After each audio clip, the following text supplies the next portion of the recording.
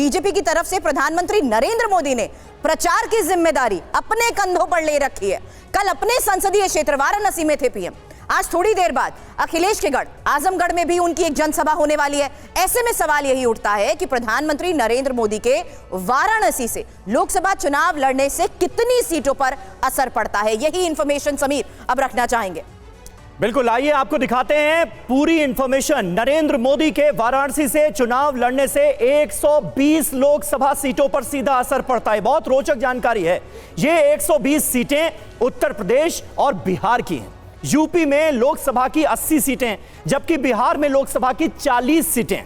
2014 और 2019 के चुनाव में नरेंद्र मोदी के वाराणसी से चुनाव लड़ने का इन दोनों राज्यों के नतीजों पर क्या असर पड़ा, अब आपको वो भी दिखाते हैं। 2014 के लोकसभा चुनाव में यूपी की 80 सीटों में एनडीए को 73 पर जीत हासिल हुई। 73 पर, इनमें अपना दल की 2 सीटें भी शामिल थीं। 2014 में यूपी में एनडीए का वोट शेयर था 43%। तो ये जो आंकड़ा है ये भी अपने आप में दिलचस्प है। डिबेट पर हम एक बार फिर जाते हैं और ये आंकड़े अगर ग्राफिक्स के जरिए हम दिखा पाएं तो आपको दिखा देंगे। लेकिन हर्षवर्धन त्रिपाठी जी, यहां पर ऐसा लगता है कि पूरी तरह से एनडीए की अगर कुनबे की बात की जाए, प्रचार की कमान प्रधानमंत्री नरेंद्र मोदी ने संभाल रखी है। दावा सबसे ज्यादा इसी बात का है कि 2024 के लोकसभा चुनाव में भी चलेगी तो मोदी की गारंटी। क्या आपको लगता है पूरा एनडीए का कुनबा इस तरफ सिर्फ एक चेहरे के को सामने रखकर, उसको आगे रखकर चुनाव जीतने की तैयारी में लगा हुआ है? देखिए, मुझे लगता है ये सबसे बड़ी ताकत है। अगर किसी एक नेता के पीछे दूसरे राजनीतिक दल खड़े हों, आमतौर पर इस तरह से कम हो पाता है। हमने पहले भी गठजोड़ बनते देखे हैं और नेता मानते थे, लेकिन इस तरह से आप एक नेता को पूरी तरह से, जिसको कहें कि सिर्फ स्वीकार नहीं कर रहा, उसको पूरी तरह से आप कहें कि नहीं हमारे नेता के तौर पर ये दिखता है। और आप अगर ध्यान से देखें जिस भी राज्य में है, अभी हम लोगों ने बिहार में रैली देखी थी, नीतीश कुमार जिस तरह से कह रहे थे, ठीक है वो नेता के तौर पर बिहार में उनकी जो छवि भले हो, लेकिन प्रधानमंत्री के सामने उस दिन वो कितने छोटे दिख रहे थे। अब आप इसको देखिए कि छोटे होने के बावजूद भारतीय जनता पार्टी उनके साथ जब सीट शेयरिंग करती है तो कोई मुश्किल नहीं आती, जबकि वहां तो बहुत संकट है, ढेर सारे दल हैं, लेकिन उसके बावजूद वो मना ली जाती। ये इसीलिए हो पाता है क्योंकि सबको ये लग रहा है कि 2024 का चुनाव नरेंद्र मोदी का चुनाव है और नरेंद्र मोदी जिस लार्जर आइडिया पर काम कर रहे हैं, जिस पर शायद कम लोगों का ध्यान जा रहा है। सर, उस लार्जर आइडिया में सवाल मोदी मैजिक के साथ साथ इस बात का भी तो विपक्ष उठाता है कि ये खुद पार्टियों की मजबूरियां हैं। अब उसी मजबूरी के तहत वो वापस एनडीए में शामिल होने के फैसले ले रही हैं। नहीं, मुझे लगता है इसको मजबूरी के तौर पर आप, ठीक है राजनीतिक तौर पर कांग्रेस को कहना ही चाहिए, लेकिन बताइए ये मजबूरी, अगर आप 40 में 39-35 सीटें बिहार में जीतने के लिए मजबूरी में जा रहे हैं तो भैया फिर ये मजबूरी तो ठीक है ना। अगर आप 370 और 400 के टारगेट पूरा करने के लिए हर किसी के साथ जा रहे हैं, आप ओडिशा तक में बात कर रहे हैं, हालांकि अभी तक बातचीत वहां नहीं बनी है, जबकि वहां वही दोनों लड़ रहे हैं, भाजपा और बीजू जनता दल। यानी भारतीय जनता पार्टी, नरेंद्र मोदी, अमित शाह इस रणनीति पर काम कर रहे हैं कि कांग्रेस और कुछ उनके साथ चिपके हुए दलों को छोड़कर देश में कोई हमारा विरोधी नहीं होगा। ये बहुत बड़ा मैसेज है और मैं कह रहा हूं 2024 का चुनाव अगर इस पर हुआ तो ये देश की राजनीति को नए सिरे से परिभाषित करने जा रहा है। दीपक, कैसे आप देखते हैं इसे?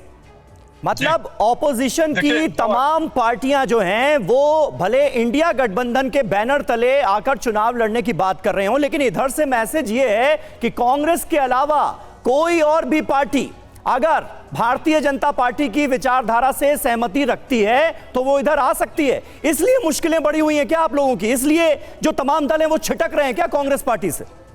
समीर भाई, मैं शुरू से कहता रहा हूँ सिर्फ दिखावे और परसेप्शन की राजनीति कर रही भाजपा। यहाँ भाजपा की काबिल प्रवक्ता बड़ी ज्ञान की बातें कर रहे थे कि हम जोड़ने की राजनीति करते। अरे देखा पूरे देश ने महाराष्ट्र में किस तरीके से इन्होंने पार्टी को तोड़ दिया, शिवसेना को तोड़ दिया, एनसीपी को तोड़ दिया, बिहार में चाचा भतीजों को लड़वा दिया। तो भाजपा लड़वाने का काम करती है और मौके का फायदा उठाती है। तो अंग्रेजों के गुलाम रहे हैं लोग, अंग्रेजों से माफीनामे वाली पार्टी है ये, तो उसी तरीके से फूट डालो और शासन करो वाली पार्टी है। तो लोगों को आपस में धर्म के नाम पे, जाति के नाम पे लड़वाती है। पूरा देश ने देखा किस तरीके से दिल्ली में वही सवाल पर आ रही जो समीर ने आपसे किया था।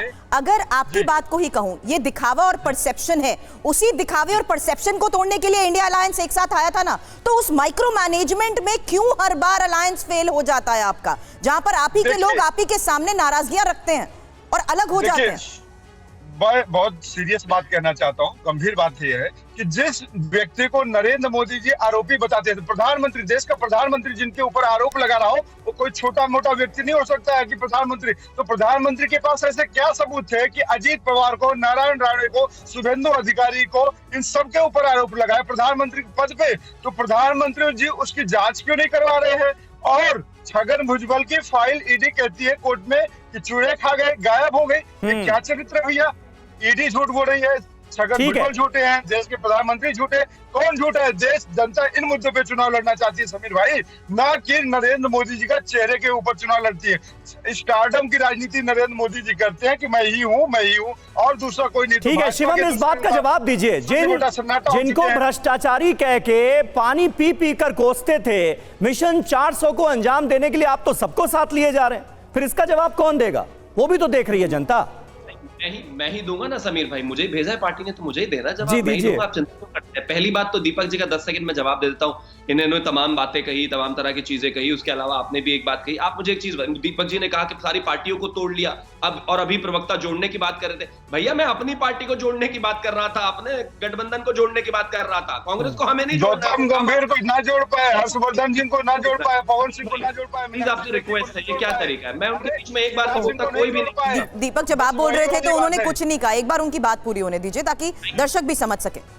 Thank you. तो हमें अपने आप को जोड़ना है। भारतीय जनता पार्टी ने नए साथी जोड़े, बिल्कुल जोड़े। भारतीय जनता पार्टी ने अपने पुराने साथियों को अपने साथ लाए, बिल्कुल लेकर आए। भारतीय जनता पार्टी जनता को जोड़ पा रही है, बिल्कुल जोड़ पा रही है। भारतीय जनता पार्टी चुनाव में जनता से संवाद स्थापित कर पा रही है, कर पा रही है। बाकी रही बात कांग्रेस की, तो ना आप जुड़ने वाले हैं ना आप जोड़ सकते हैं अपने आप को, तो ये आपकी परेशानी है, मेरी नहीं है। अब दूसरी बात, मैं एक चीज मानता हूं कि इस देश में कोई भी व्यक्ति हो का आरोप, चाहे कल आप पर लगे, कल मुझ पर लगे, दीपक झा जी पर लगे, हर्षवर्धन जी पर लगे, अंततः कोई फैसला जो देगा वो कोर्ट ही देगा, और जो कोर्ट फैसला देगा वो सर्वमान्य होगा। हम कोई ऐसे लाला लैंड में नहीं रहते हैं। यहाँ पर किसी पर भी अगर कोई आरोप लगे, कोर्ट में जाइए, साबित कर दीजिए। भारतीय जनता पार्टी जब विपक्ष में हुआ करती थी 4 से 14 के दौरान, तो अप्रोक्सीमेटली 40 दादा के खिलाफ जो है दर्ज कराए थे। कैसे कराए थे? PIL फाइल करते थे, फिर उसके खिलाफ सबूत आते थे, फिर उनको मजबूरन हंगामा होने के बाद FIR दर्ज करनी पड़ती थी। अगर इनके पास भारतीय जनता पार्टी या एनडीए के किसी नेता के खिलाफ सबूत है और वो बचा हुआ है, तो जाइए PIL में भाई, जाइए, कोर्ट में स्वागत है।